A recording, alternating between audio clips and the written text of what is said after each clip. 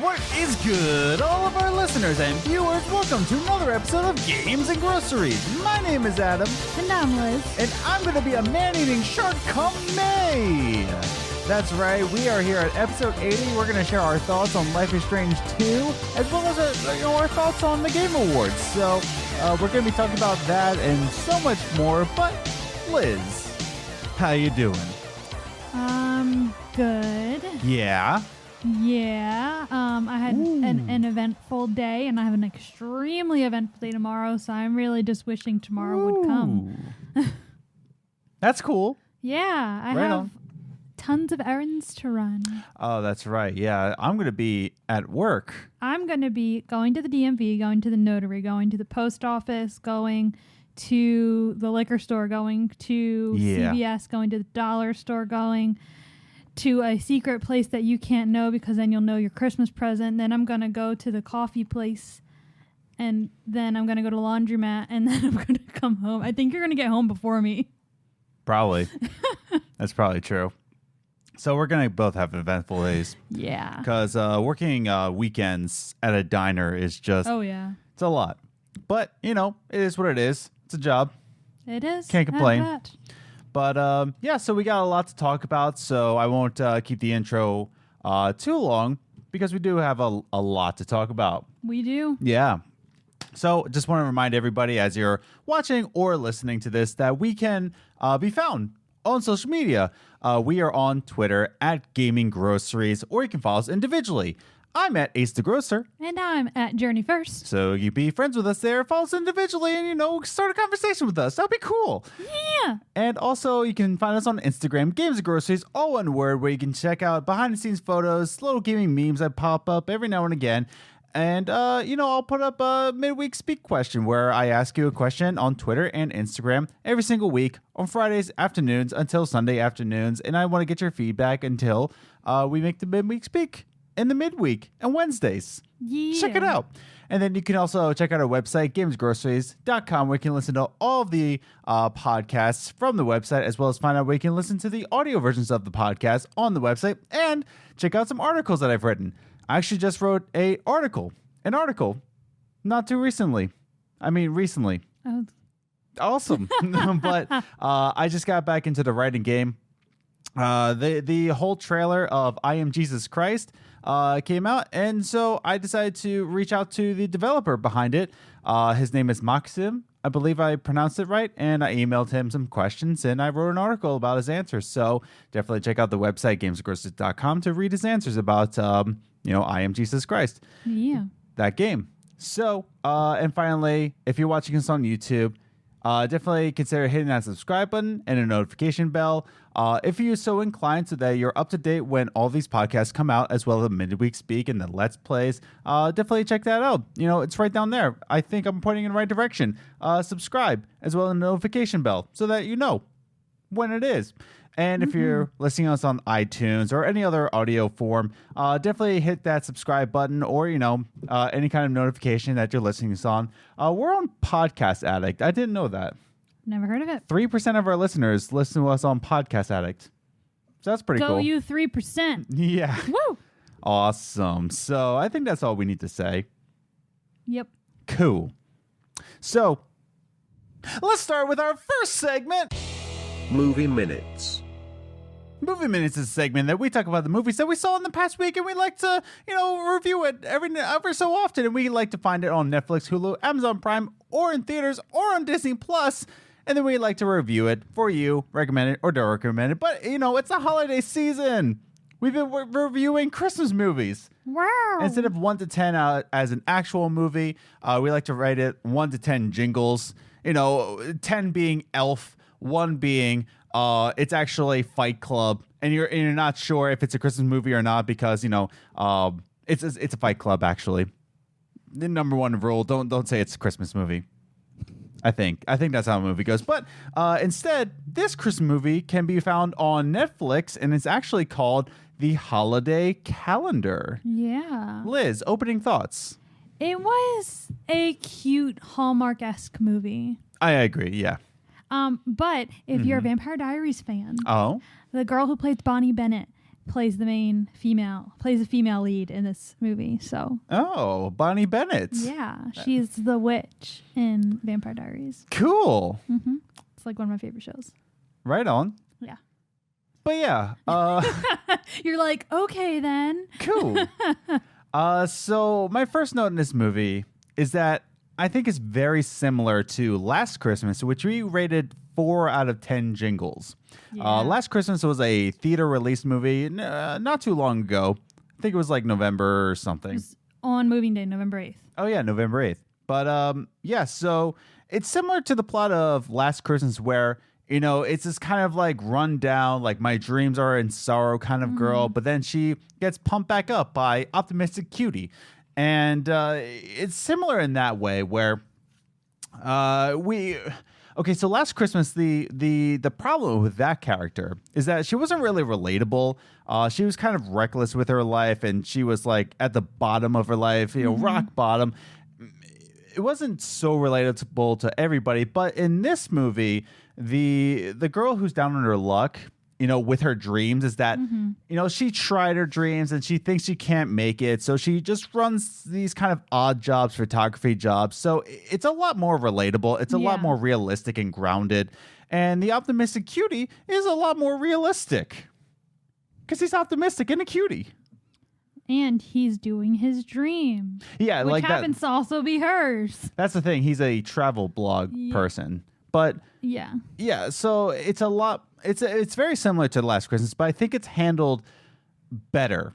It's a lot more relatable. It's a lot more fun too to watch, and that's what I like about this movie. If you didn't like Last Christmas, I think you'll consider liking Holiday Calendar in that way. But what do you think about that? Yeah, I agree. They have mildly similar plot points, but I definitely think Holiday Calendar did it better. I do think it's funny that I just noticed is that they call it Holiday Calendar, but they do acknowledge they call it an Advent Calendar right in the movie. I feel like they were scared to name it the Advent Calendar. So they think less people would watch it if they had titled it Advent Calendar. It's weird. But they call it an Advent Calendar in the movie. Now I just wanted to point that out. It just like popped into my head. I was like, what in the world? Now, Adam, why is it called Holiday Calendar?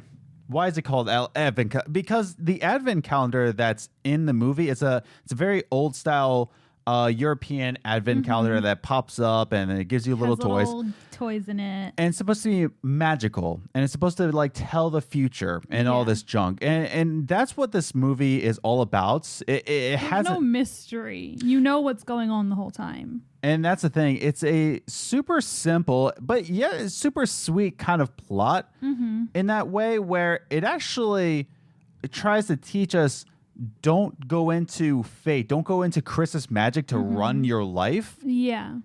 And in all actuality, like the Christmas fate actually ruins your life.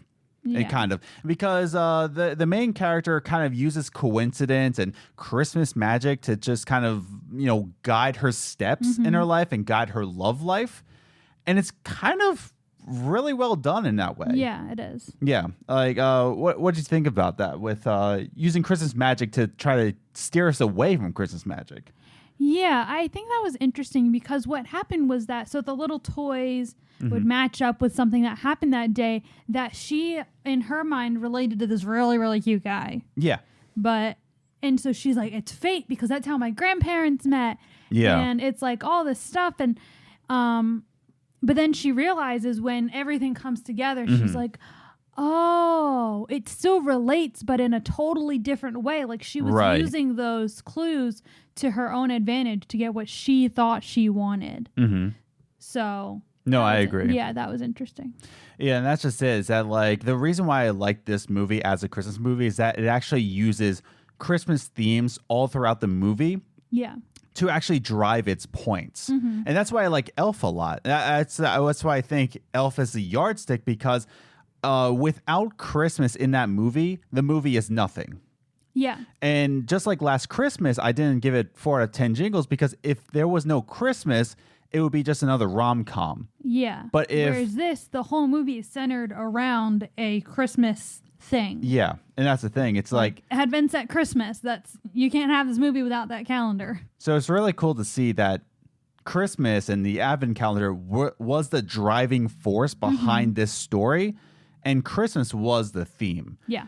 It wasn't the entire theme like Elf was, but in a sense, like it was the main driver behind this movie. It was the catalyst behind this movie, and I really appreciated that in this kind of way. And like I said before, I think it's very cool that they used Christmas magic to say stop using Christmas magic to drive your life. Yeah, it's a really very. I don't want to give it too much depth, but it is a very interesting and. It's a nice movie. It's a nice, sweet movie. Yeah. Now, that brings us to our final ranking of this. It also has the grandpa from This Is Us. Yes. So that brings us to our final ratings. Out of 10 jingles, 10 being Elf, what do you give this? I gave it a 6. Okay. So did I. Because, like we said, it was very good. It was Christmassy. It gave you that Christmas magic feeling. The only reason I didn't give it like a 10 or anything higher was because if Elf is the yardstick, it didn't have all that crazy Christmasness. Right. You know? And like when I think of Christmas movies, I think of Santa Claus and National Lampoon and Elf. Yeah. And then the little claymations. And this didn't have that element. It was another Christmas Hallmark movie. It was set during Christmas. So it was still Christmassy, but it wasn't like Christmas in your face. Yeah. And that's just it. I also gave it a 6 out of 10. It was just above average, like the average Christmas film. It didn't like blow me away like you said. Yeah. But it wasn't underselling Christmas like Last Christmas was or any kind of other movie. What was the one movie that we gave a 2 out of 10? Can't remember anymore. It's in my notes. Was that the Christmas Prince? Yes, it was the Christmas Prince. Yeah, because Christmas is in like one scene. Yeah. Like it wasn't that, but this was the driving force behind this movie. Christmas was the whole, you can't have this movie without Christmas. Yeah. So that's our thoughts on Holiday Calendar. It's on Netflix. It's a Netflix original. I think it's a very nice movie to watch. Put it in the background, get in the holiday spirit. It's like I said, it's like a Hallmark movie. You can turn it on smack dab in the middle. Doesn't matter. Have it on while you're baking cookies, and you'll still know what's going on. Yeah, pretty much. I took like 2 bathroom breaks, and I didn't miss anything. Yeah. Which, and again, that's why we're doing Christmas movies different, because during a normal movie, that would be bad, and it would get a lot lower of a score than 6. Yeah. But since it's a Christmas movie, it's good. Yeah. But that's our thoughts. Yeah, I think this is a good time to move into our second segment.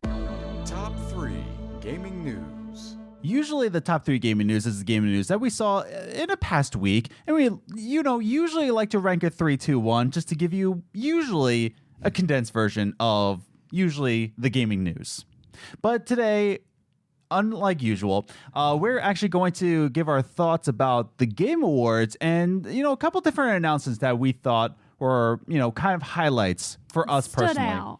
Yeah. Good or bad. So I want to quickly go through this because I don't want to take up too much time because, our audience is mostly Life is Strange fanatics. So what's up, everybody? So we won't take up. That's why we put timestamps. Yeah, there are timestamps linked down below. Area. Yeah. Cool. But let me go through some of the quick announcements, and then we're going to go through some of the winners that stood out to us. Blech. Go at them. First things first. Let's talk about Xbox Series X and that monolith that was revealed.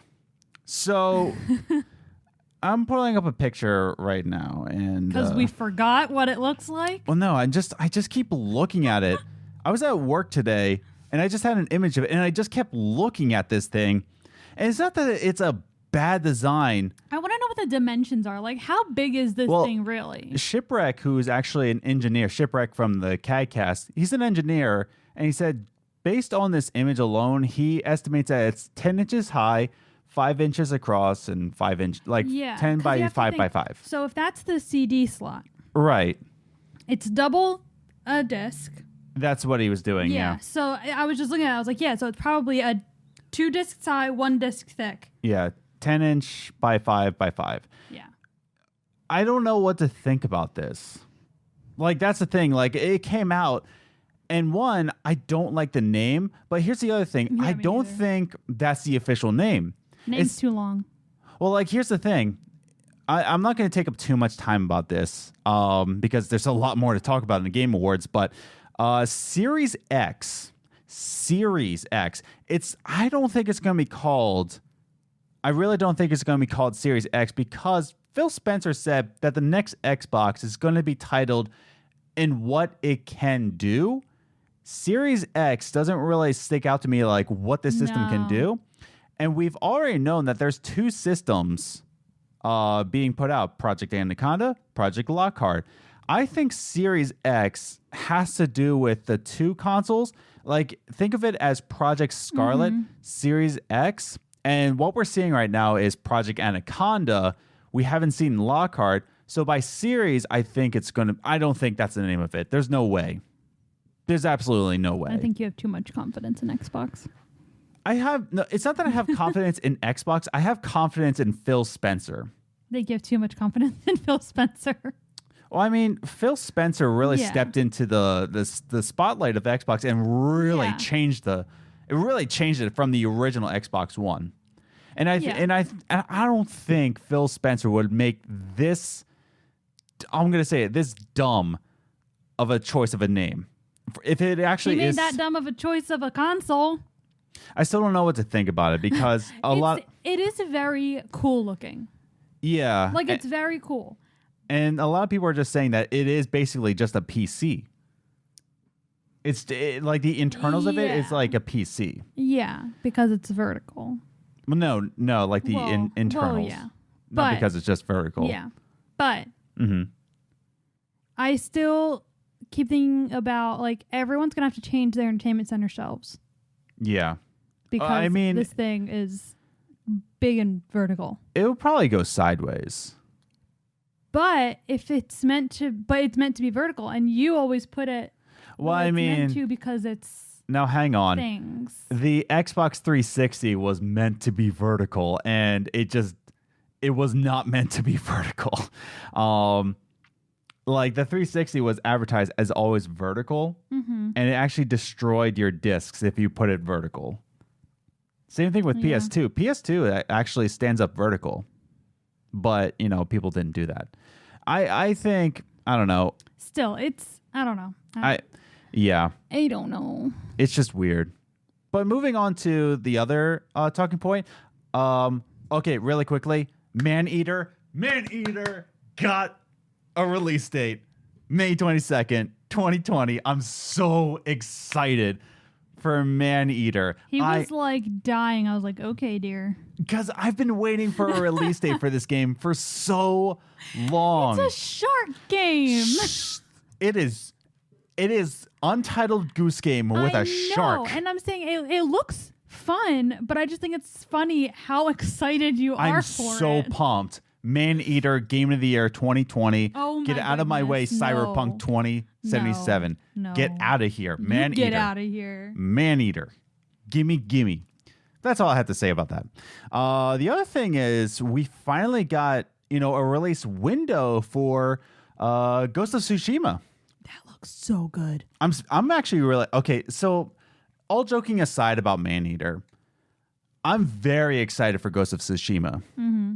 I'm not big on Japanese culture. I don't like anime. I don't read manga.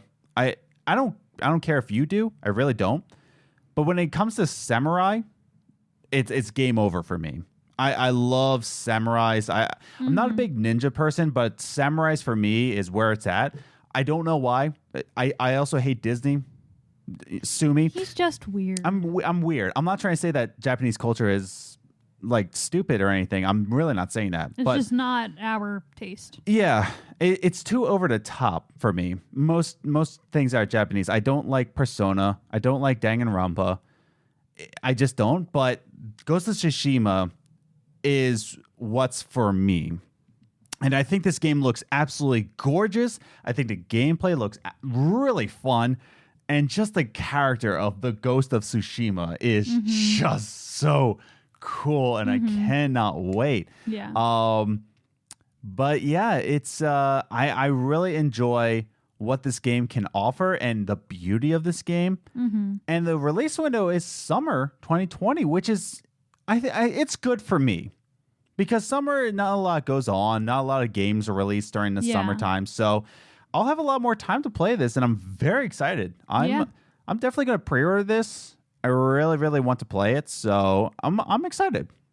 Yeah. Count me as super excited for Ghost of Tsushima. So, and then also last thing, and then we're going to go through some of the winners here, some of our reactions. Wolf Among Us 2 is official.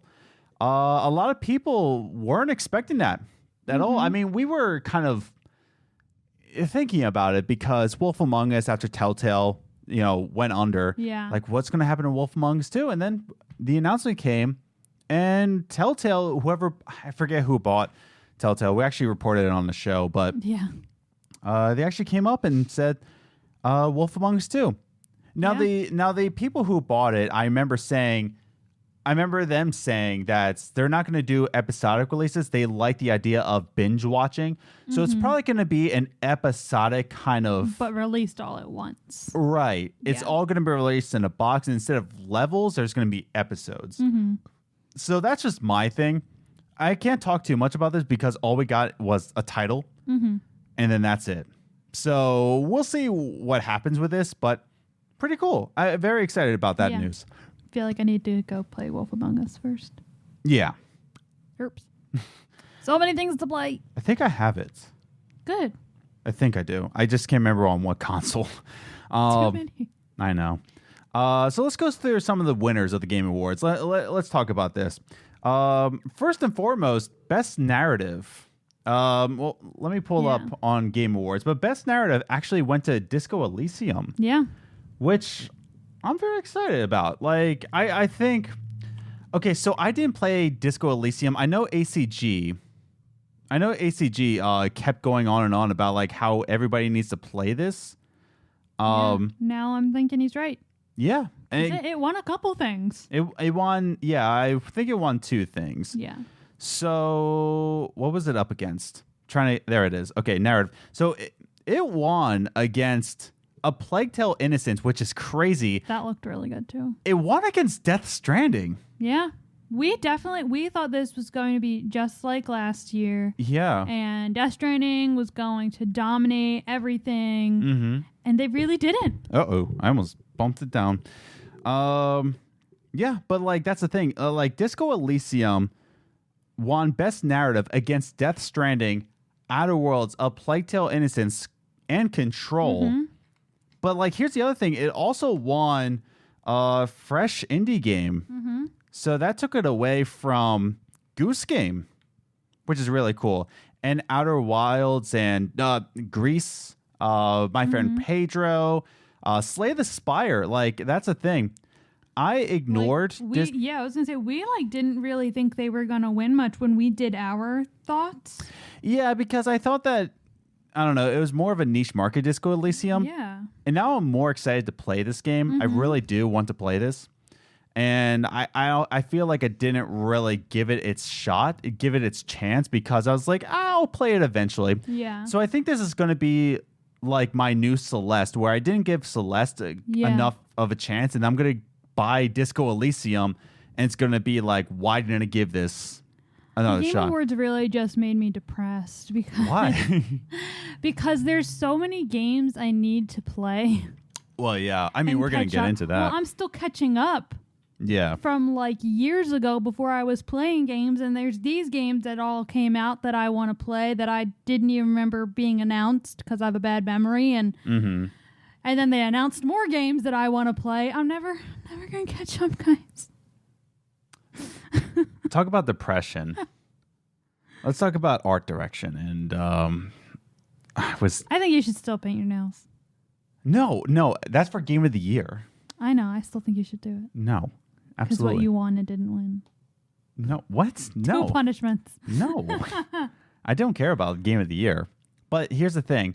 What I was upset about with art direction was that Control won and it beat out Grease. Yeah. Grease is all art.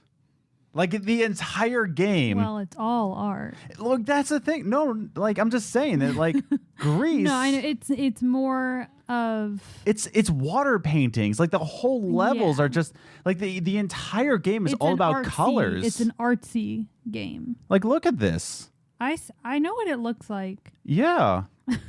Wait, who just gave PC Gamer gave it a 66? Get out of here, PC Gamer. Get out of here. Nonsense. But like that's the thing is that like it's so beautiful. The It is music, beautiful. like that's the thing. There's no dialogue. All it is, it relies on the watercolored art. Yeah. And it's unique in its style and its format. Like look at that. It But- looks like parchment. Like Not everyone liked it. well, objectively, they're wrong, and I was very upset. And that's the thing is that like I don't know. Go Control like. Remedy, like they're all people, they're all humans, they're all excited They about their worked win. hard. They worked hard. I know that. Nothing to take away from them, but But I tweeted out saying that like I was about to pull a Kanye West on the Taylor Swift that is Control and say, "Yo, Grease had better art style." Huh. And I was so upset. I was really upset that Grease didn't win art direction, but I mean, whatever. It doesn't really affect me. But it does affect the artist of Greece. So there's that. So from there, hey, honey. it's not okay. But from there, let's go for games for impact. And oh, look what won Greece! Hooray! Yeah, we were actually very surprised. Yeah, that's the thing is that when we talked about the Game Awards here, I thought that any of these games would be like fitting winners. But that's the thing. Greece, though, to win games for impact, I can appreciate that, but I kind of still wish that Sea of Solitude won because of how, oh my god, that tore me up. Yeah. Sea of Solitude. If you didn't watch or listen to our episode about Sea of Solitude, if I remember, I'll link it up here. Go at him. Let's see if he remembers. But that's the thing. It tore me to pieces because it was so real in its themes. And Greece was too. Greece was, and that's why it was like awesome. Like it won. Yeah. Greece was also, it's a beautiful game about losing your voice in the struggles of life.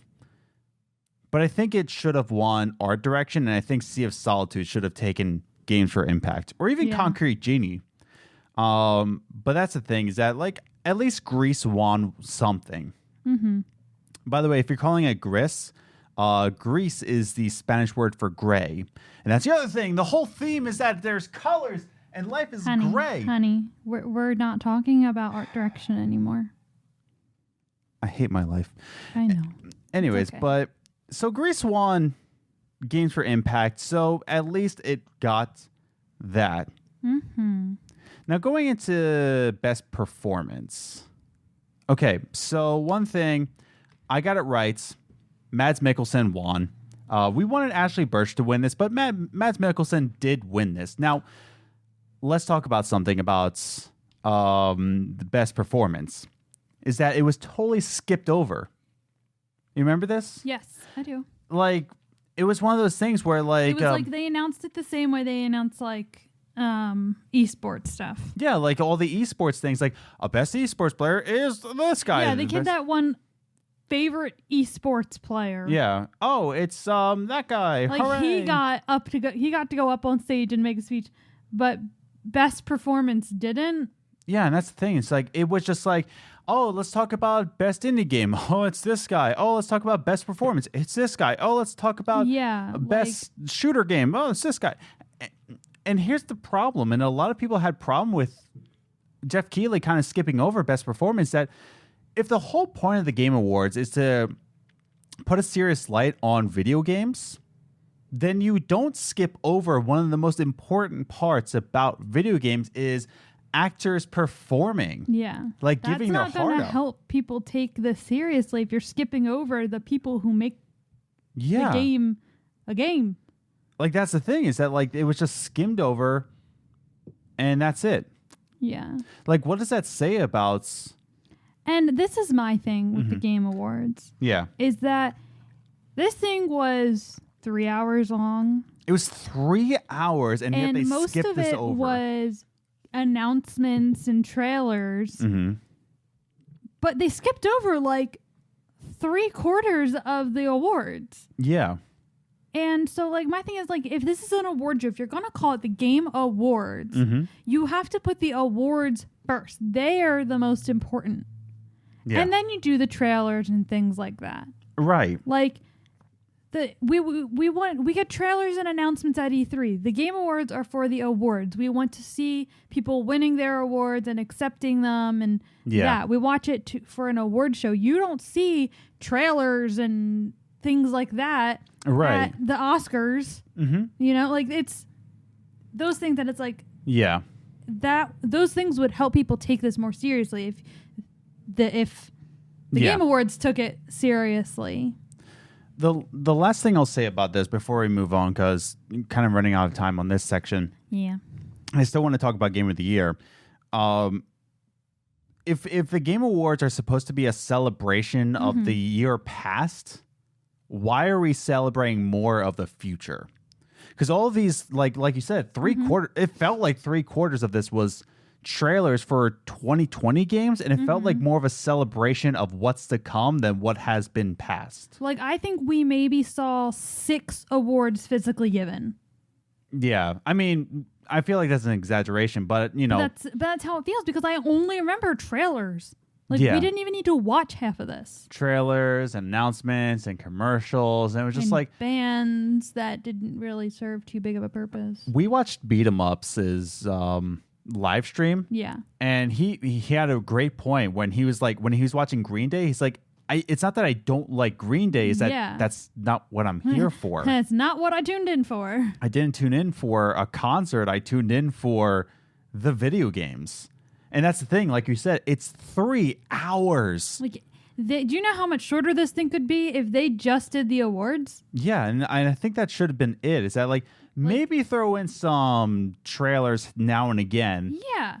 But it doesn't need to be 3 hours long. They could literally, if they wanted to, they could do this whole thing in an hour and a half. But like the fact that they skipped this over, performance, actors, like the people who put emotions behind it, like really tells you where the priorities are. And that kind of upset me a lot.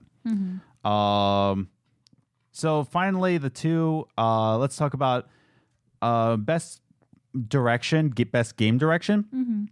And I think this was, well won by Death Stranding. Art direction. Get out of here. You didn't deserve it. But best game direction was easily won by Death Stranding. Yeah. I didn't play it, but what Death Stranding went out to do was to create a unique game. Yeah. I think it says a lot. That's all I really need to say about it, is that from Control to Resident Evil 2, I think Resident Evil 2 could have won it. Not should have, but could have. Yeah. But Death Stranding, Kojima had nothing makes us angry about that. No, because Kojima had a vision. He had a direction. And he got what he wanted. It's exactly what he said it would be. Yeah. And I can't fault it for that. No. So that's all I really need to say about it. I wasn't mad about that. I was just like, yeah, the guy had a vision. He had a direction, and it was well executed. Whether you like the game or not, that was his direction. And I think that, definitely won that category. But let's talk about Game of the Year. Yeah. We thought that Super Smash Brothers was gonna take this. Yeah. And it sucks that they didn't.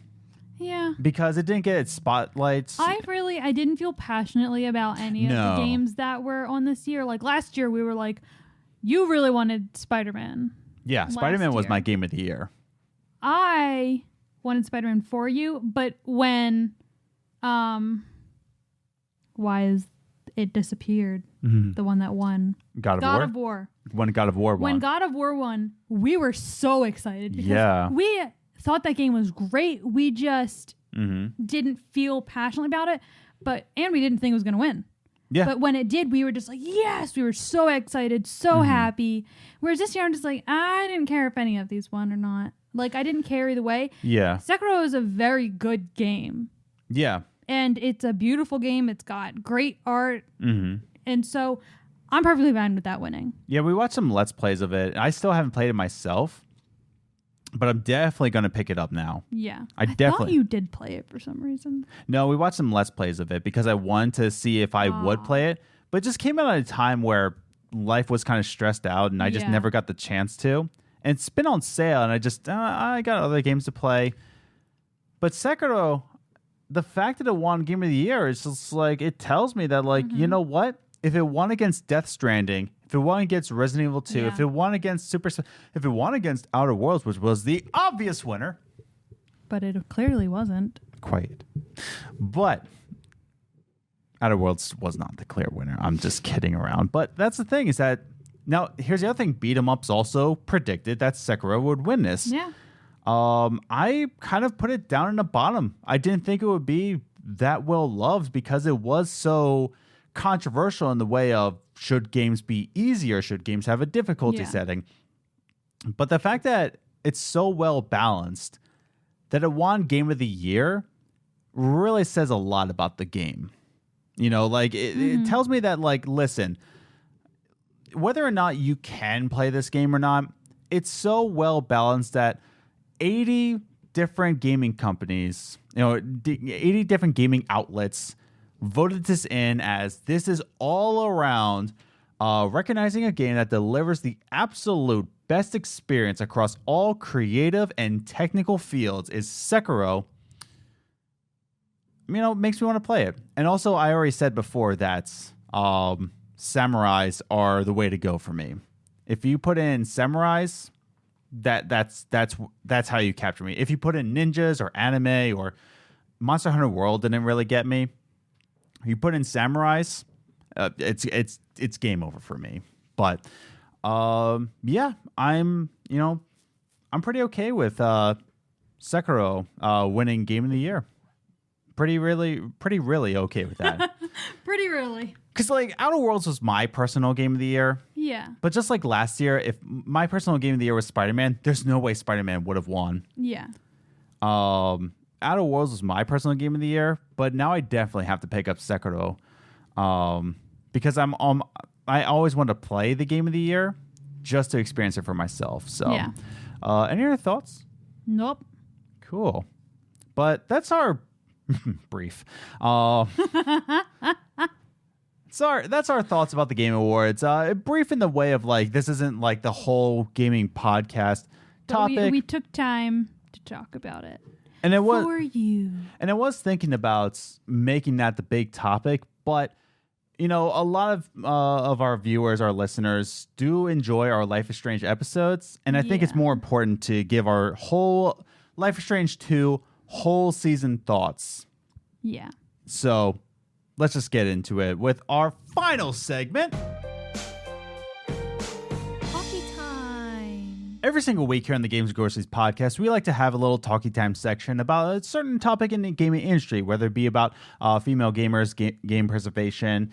We just like to take 30 minutes or so just to, have a nice little coffee table conversation. So we just played through Life is Strange, more specifically Life is Strange 2. Now, we've always had episodes about a certain episode, like our thoughts on episode 1, episode 2, blah, blah, blah. Now we're going to share with you our whole thoughts of the entire season. Like, we're not going to go into episode 5 as much. Well, it'll be part of the discussion. It'll be part of it. Because it's part of the game. But let's just talk about this. So, right from the get-go, let's start a conversation with how this all began with Life is Strange 1. Life is Strange 1 came out September 2018, around that time, September or October, I can't remember. What did we really expect from this? Going into it, from Captain Spirit to episode 1, what do we expect from this season? From Captain Spirit, I had no idea what to expect. I thought it was going to be about Captain Spirit, so yeah, true. There was that. Yeah. I didn't know what to expect from this season. Yeah. Really. And then, there were the theories once the patches came out. Yeah. And, like, the art for, like, Life is Strange and the is in the patch. Oh, the patches. Yeah, right. Patch. Like the patch artwork. Yeah. Like it was going to be about backpacking or like all these theories. Traveling, what's going on. And so I wasn't sure what to expect. Mm-hmm. And I wasn't sure which brother we were playing after we saw the brothers. Right. Because the way they described it was you're going to play the older brother, but the younger brother was the one with the power. And you're like, what? Yeah. 'Cause last time we played the person with the power. Yeah. So we were curious how that was going to work with gameplay. So really going into it, I had no idea what to expect. Other than the fact that I'm playing a Life is Strange game, I'm expecting greatness. That's the thing. It's like I was expecting to be really versatile. Yeah, like I was expecting to be so like just into it and just feeling it. Yeah, that's the thing. Is that like other Life is Strange games, like Life is Strange Season 1 and Before the Storm, really had you immersed in this character's life. And you lived a life of their struggles.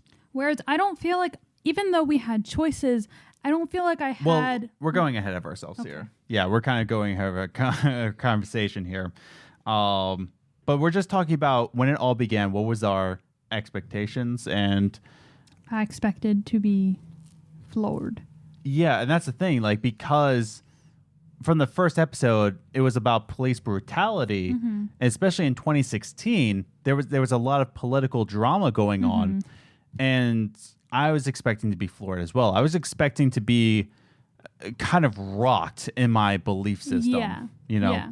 But that, like, going into that, now, why exactly? Now, it's no mystery on this podcast or in our Let's Plays. Why exactly did this season feel slow or drawn out to us compared to Season 1 and Before the Storm? I think it's because when you're playing the first season and Before the Storm, one, the episodes weren't quite as long. Right. And two, I think it's because the whole time I felt like we were really doing something. We were doing something that was driving the story. Right. Other than bottles. Yeah.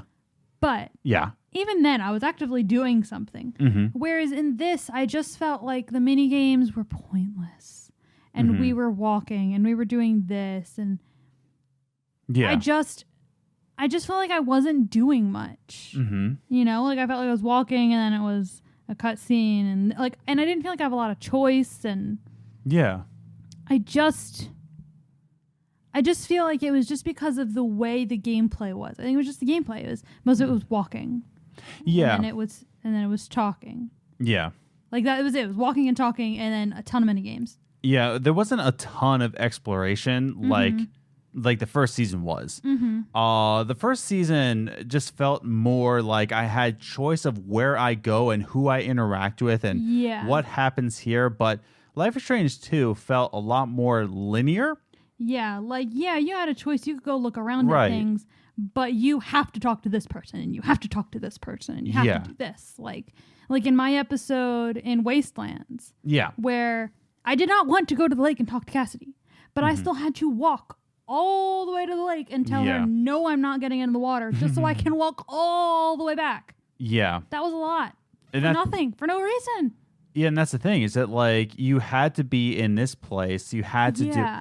And that's the other thing. I think it felt long and drawn out for us. For me personally, I felt like it was long and drawn out because I wasn't really part of the experience. Not because there was a lot of cutscenes. Like, Rules was by far the slowest episode. And I even measured it that there was a time where you can put down the controller for 6.5 minutes. That's a long time in a video game, even for a narrative game. Yeah, that's like a Hideo Kojima game. But like, I put down the controller, and if it's a game all about choice, I should be interacting with the story. But not only that, not only with the lack of interaction with the game, but the episodes are months apart. Yeah. Whereas Life is Strange Season 1, it was the next day. And I felt like I was in Max's life because it was Life is Strange Season 1. All 5 episodes were Monday, Tuesday, Thursday, Friday. Monday, Tuesday, Friday. Yeah. Monday through Friday. You know? And I believe Before the Storm was also it was consecutive. Next day, Whereas next day, and next this, day. it was, and yeah, I mean that if this whole game was done in 1 week, that would have been an insane week, and you can't get all the way to Mexico in a week. Yeah, I totally understand that. But they know that, which is why they had it skip months. Mm-hmm. And that's my thing. It's like, if you can't do it in a way that makes sense, then maybe you shouldn't have done it. Maybe you should have chosen a different story. Yeah. You know? I still like one of our listeners, Commander Nikki, shout out. She pointed out that if it was called Life is Strange, The Wolf Brothers, it would have been a lot more impactful. Mm-hmm. But the fact that it was called Life is Strange 2, we expected a certain degree. Exactly, yeah.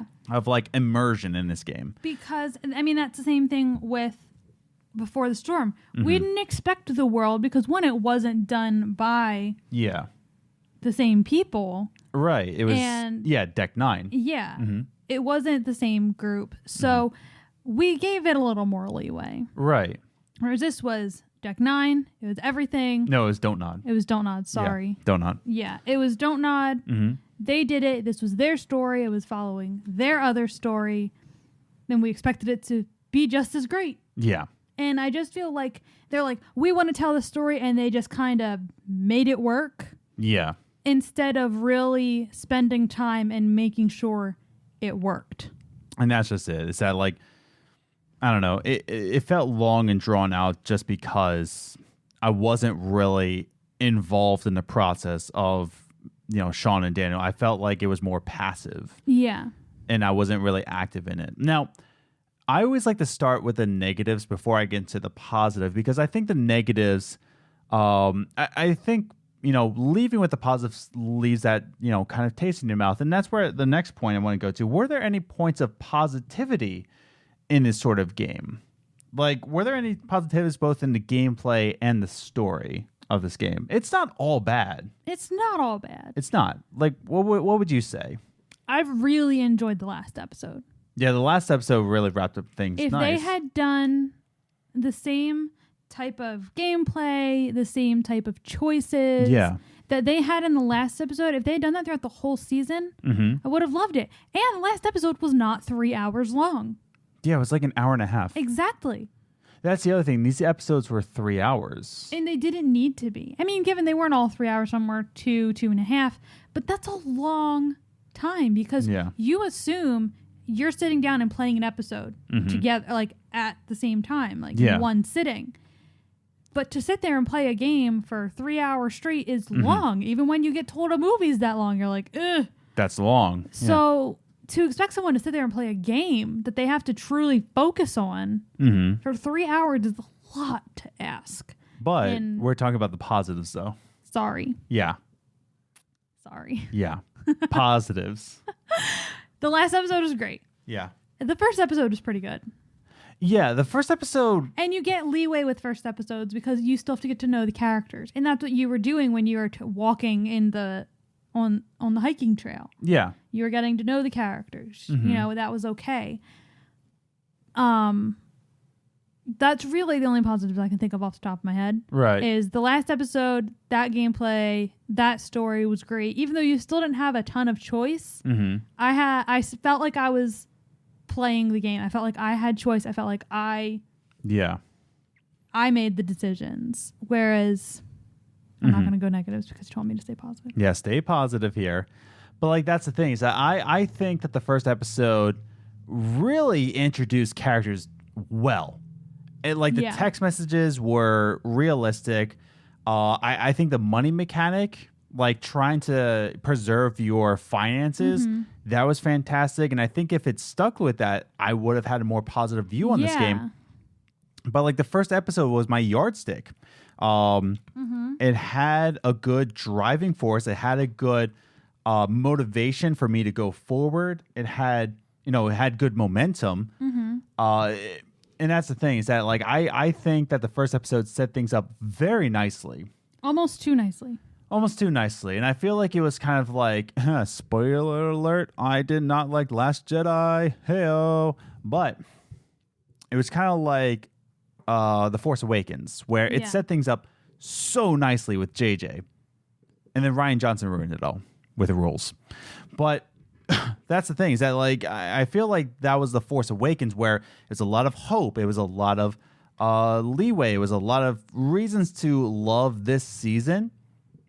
But then it kind of falls short as the season goes forward. But I think the actual dialect and the actual social commentary of racism and police brutality and the political climate nowadays, I think what it set out to do is to make a commentary of what's going on in the world currently from 2016 to now. I think it was done beautifully, and I think it was done what Donut is very, very good for. Is it was told in a way that was realistic. It understood what it was talking about, and it really made you feel for the characters in that way. Especially the scene in Faith, episode 4. That was a good episode too. Yeah, Long. Well, Faith was pretty good. But it was, that was a good episode. Faith handled racism in the way of like the two Hicks in the desert, and one of them was trying to like bring him away. It was realistic in a way, like they weren't just two white guys out there. It was just making fun of him. Like, no, this is like, it was one jerk. Yeah. And the guy was like, dude, you're going too far with this. And I think that was handled beautifully, and I think that was handled realistically. Yeah. Because in most cases, it's not a whole group of people. Yeah. It's usually someone who's super extreme and being an idiot. And even the truck driver. Yeah. Like, I did not get in the truck driver's like truck at first because I was like, it's another white dude in this. But like, I felt like Sean. I was like, no, I'm not trusting you, dude. But he turned out to be like the nicest guy. Gave you a sandwich. He gave you a sandwich, and it wasn't poisoned. But like, that's the thing, is that like, just drives around with a poisonous sandwich in his truck. Yeah. I think Don't Nod, what they set out to do is to feel for a character that has to deal with racism on a daily basis. Yeah. It really made you be in his shoes, even just for a little while, just for a percentage, and just to understand what racism is like in the eyes of a Latino, and everybody saying that this isn't his country. Yeah. You know? So I think what it set out to do was fine. Great even. And even the Christian cults, you know, it knew what it was talking about. Yeah. It knew exactly what it was talking about. And like you said, positive of how this all concluded. Like the whole season, how it all concluded was beautiful. The final montage was just... Oh my God, that tore me up. That tore me up. If you're watching this on YouTube, hopefully Liz puts in a clip of me almost crying. Hopefully. If she remembers. Just like if I remember, you know, little tags in the YouTube video. Anyways. But like, that's the thing. It tore me up to the point of like, I really felt for Sean. I really felt for Daniel growing up. And that's the thing. I think it did that well. Yeah. Now, going into my final points here is that, you know, going about the positive, the other side of this is that, yes, it did things well in its social commentary side, but the season also felt very preachy at times. Yeah. It didn't really interact with you. Okay, so in season 1, it really dealt with depression, anxiety, suicidal thoughts. It even dealt with how, you know, you're a female and your word against a man's view. Yeah. You know, it did have social commentary in there, but because I had the controller, because I was the one interacting, that's why it felt less preachy. Yeah. But because I didn't have control and I didn't feel like I was a part of the story, that's why it felt preachy, because I'm sitting there as the game is preaching at me and I don't have a controller in my hand. Yeah. What do you think? No, I agree with that. I mean, I don't know if I felt like I was being preached at. But they did, you knew clearly what their message was in this season. Whereas in season 1, you didn't think about what the message was. Like, not at first anyway. Yeah, because so this really at all. Because let me.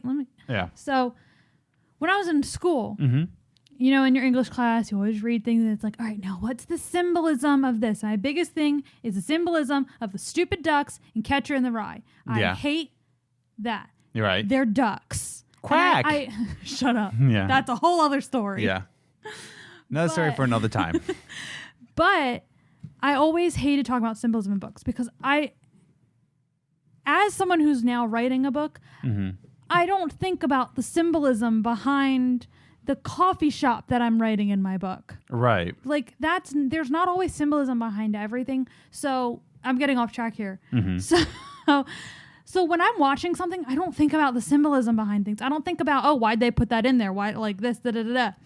So if I was just playing season 1, I didn't think about that they were sending a message about suicide or anything. I was playing the game and I was invested in the game. I was invested in the lives of the people in the game. Yeah. I wasn't sitting there thinking about, oh, they're talking about this message. Oh, they're doing this. I just let it do what it was supposed to do. Right. Whereas in season 2, I was like, wow, this is what they're talking about. Like it was very blunt. Like, yeah, exactly.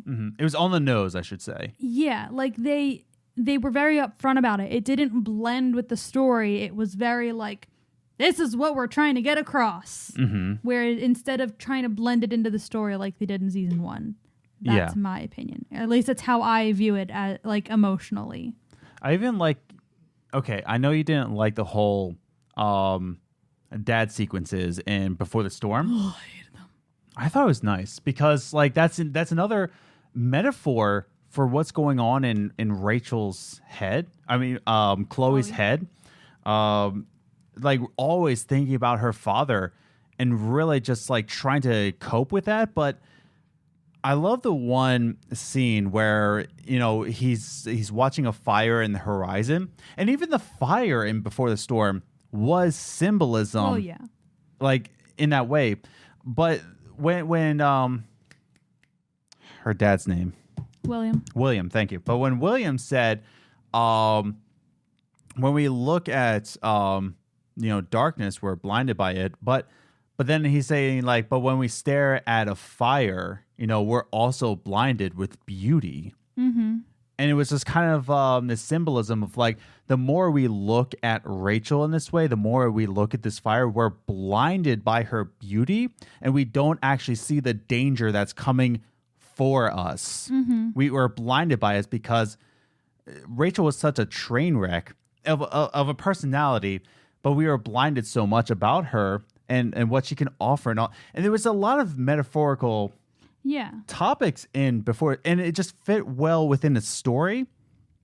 Whereas I felt like I was preached at in Life is Strange season 2, like what you said. Yeah, they didn't use metaphors. They didn't blend it with the story. It was just like, on the here nose. It is. Like racist Hicks in the desert. Well, that was excellent. It just wasn't. Well, see, actually, that was one part that I didn't feel like I was being preached at. That one I thought blended fine. Yeah. I didn't have to think about, oh, this is what they're putting in. They just made it happen. Maybe I shouldn't say preached at more than it was just like what you said. It just felt on the nose and blunt. And it was blunt. You knew exactly. You sat there and you're like, wow, I wonder what they're trying to tell me. Exactly. Whereas in season 1, you're like, that was a nice game. You didn't even realize you were being taught a lesson. Yeah. And that's the thing. Like, you had to play it more and more times to see, like, what does this mean? What does that mean? The storm represents something. The storm represents, I was actually going to say, like, there's a psychology game with a desert island. I won't play it here, but I love that game. Yeah, but there's a desert island game that involves a cube, a horse, flowers, but it's all metaphorical and it all means something. And that's what Life is Strange season 1 and Before a Storm was, and I just didn't feel a lot of that in this game. Because it just felt very like, yep, I understand. Yep, he's growing up.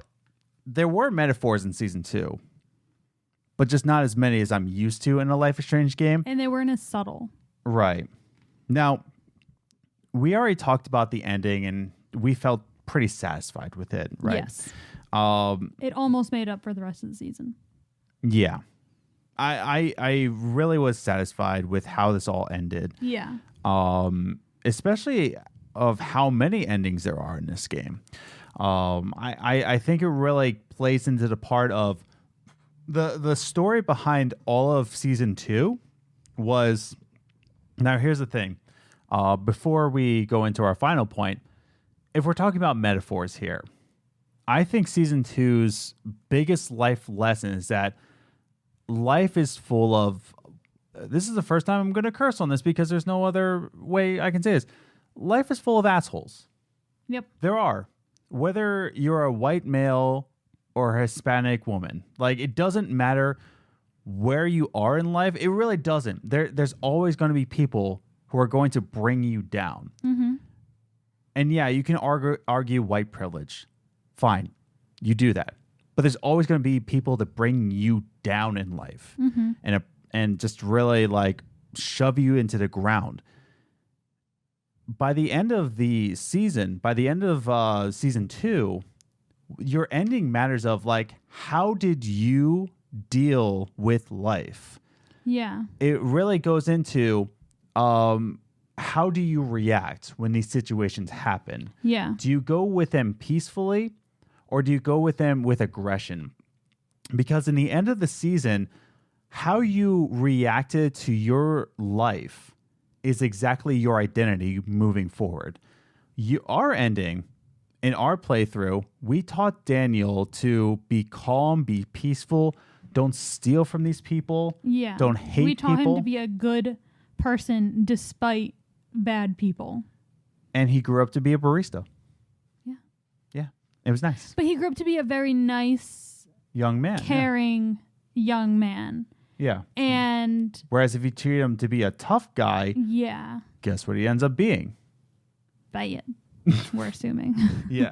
I still haven't played my personal playthrough of it. I was But going to say, most of how Daniel turned out was from me playing. yeah. Because every time I chose something like, oh.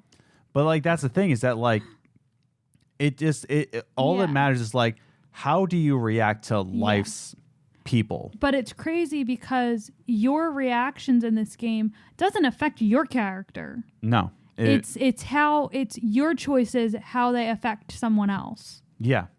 So And your it's like choices will always affect it another was like person. a double lesson Yeah. about yourself and how you affect others. So that's what I think about this season is that like it really did impact how do you react to when life tears you to pieces. Doesn't matter what situation you're in, how do you react?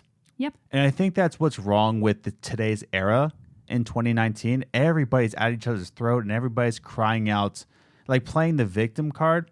And that's why people are so at each other's throats because it's the way we react to each other. Yeah. Nobody can have a friendly conversation anymore. Everybody has to play the victim card and nobody wants to start an honest conversation like what Don't Not wants to do.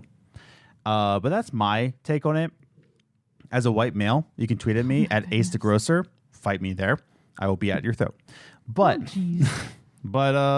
finally, let's end this conversation by, do we think there's going to be a Life is Strange 3 or should it be more of a subplot, much like Life is Strange Before the Storm?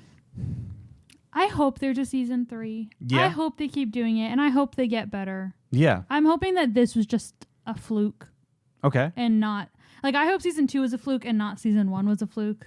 Yeah. Like, you know what I mean? Mm-hmm. How like I hope season 2 is an exception and that's like the rest of them will be like season 1 and not season 1 was so good, but that's not really what they're going to end up doing.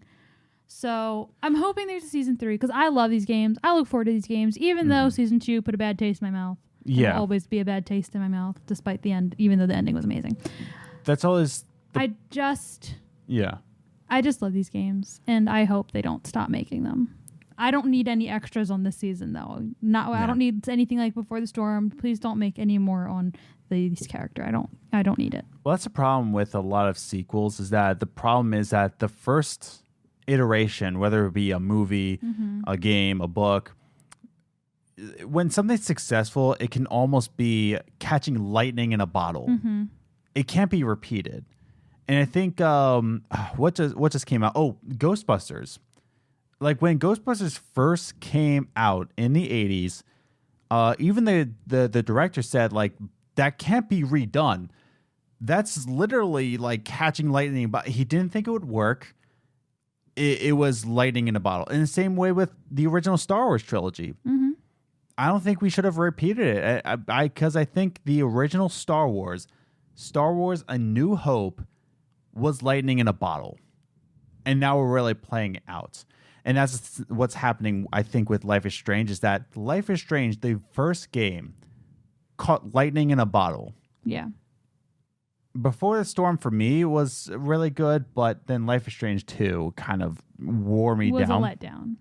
But I think that if it became a subplot, like if it was Life is Strange, the Wolf Brothers, Life is Strange Before the Storm. Yeah, like a little extra to get you through. Yeah, kind of like 3-episode little mini games. Yeah. And just to see, different characters within this universe, I think would suffice for me personally. Yeah, and that's the other thing why I do think there'll be a season 3, because they're working to make this a universe. Yeah. So I doubt they'd stop with, only 2 people got powers. Yeah. So I definitely think there'll be a season 3. And then there will be Avengers Life is Strange. Where Pretty much. Max and that Daniel. Would be awesome. Except for I don't want them to fight together. Yeah. I just like Captain Spirit. I just like the idea that all these people are dwelling within the same universe. That's all.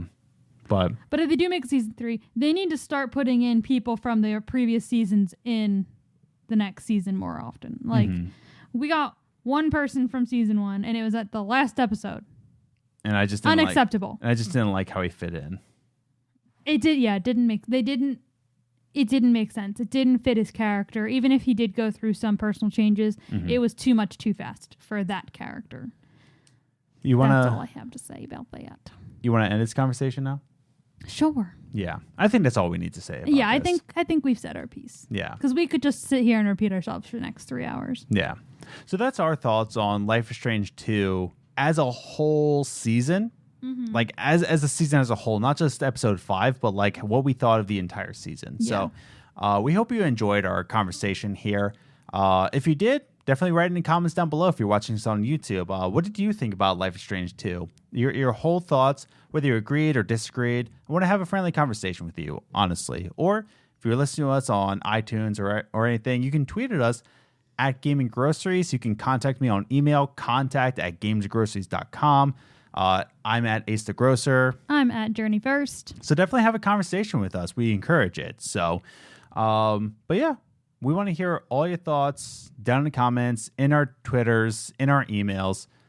We want to hear from you. So, yeah.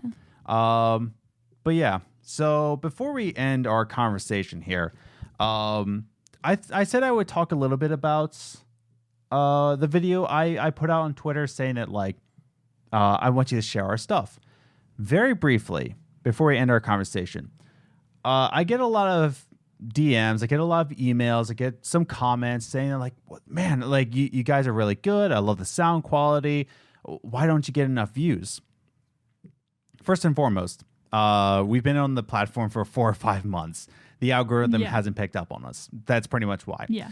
As much as I try to put in the right tags, the right titles, a good thumbnail, the algorithm hasn't picked up on this yet, first and foremost. Second of all, I'm okay with us not having a lot of views right now because we're still in kind of the dress rehearsal aspect of YouTube.